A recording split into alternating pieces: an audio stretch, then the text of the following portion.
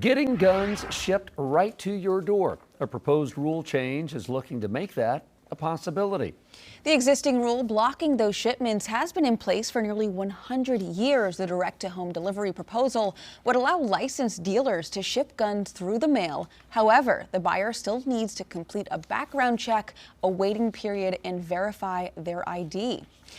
Joining us now, our chief legal analyst, Khalif Rhodes. Khalif, what is at the center of the debate? I mean, if you're doing an online background check, that's all there is, right? Yeah, this is a lot going on all at the same time. Let me start with a couple things.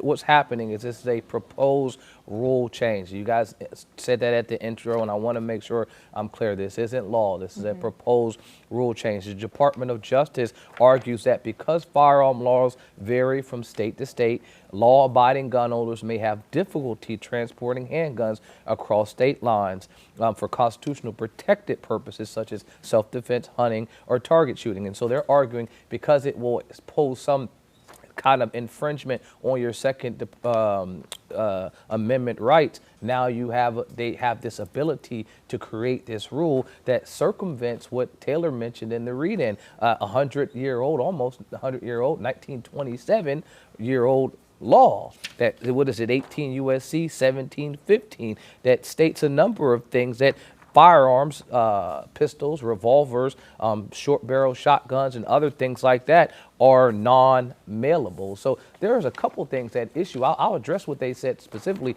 in terms of the rationale. I don't think that comports with what the ATF, the Alcohol, Tobacco, and Firearms, says that they have a proposed expanding protections for travelers transporting firearms, allowing them to make routine stops. So while they are saying, the Department of Justice, that this is kind of infringing on travelers' rights, the ATF is now expanding the ability where they can now, even if you don't have a concealed carry or don't have a permit to carry, you could still be able to stop at gas stations, restaurants, or hotels without risking some type of prosecution. So I think the evidence would say that the rules for folks that are traveling with firearms have expanded. They haven't shrunken based on this. But I think the main thing at the center is that, can a rulemaking agency, which the Postal Service would be, or the Department of Justice, now circumvent federal law? And the clear answer is absolutely not. There's not a chance that this stands constitutional muster.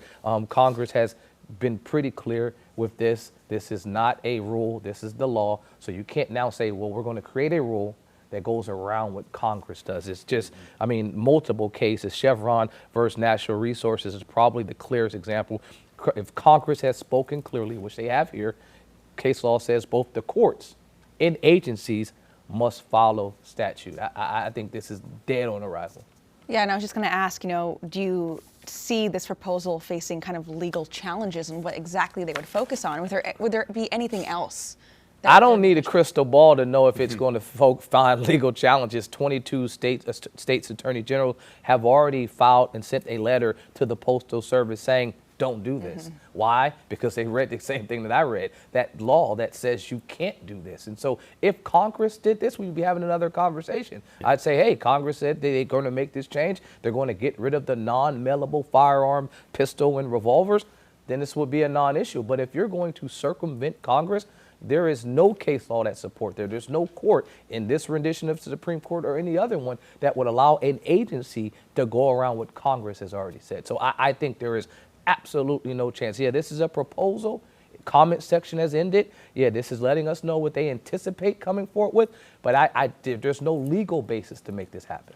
What are the other red flags in this, which I know we brought up in earlier stories this morning, is like delivery and liability issues. I mean, what if by chance it goes to the wrong house? Yeah. It ends up in the wrong hands. Like, who's held liable then? The delivery company, the manufacturer? I mean, where does that even go? I think it exposes the shipper to a lot of unknown risks. It exposes a number of individuals, the manufacturer. Like, there are more red flags with this and unknowns than knowns. What I can say is that we have a history of shipping random things in this country. I can thank May Kay for bringing that to my awareness. She talked about how back in 1915, when it stopped, but 1913, so for a short period, we were allowed to mail children. Yes, look it up. What? Yes, you could mail a Sure, child. that went great. Come Yes. on. You could put postage on them, and a postal carrier would walk the child to a location. Longest one went 700 miles. So yes, we've had a You history are of mailing kidding me. wild things, but these firearms, Not going to happen. There are times I've wanted to mail my kids off to Siberia or something like that, but I couldn't afford postage. So, man, that is interesting. All right, well, we'll see how far this proposal goes, Khalif. Thank you very much. I say that in jest, by the way. Don't send me an email. Okay. Queen City News Plus. Just search Queen City News on your smart TV's app store.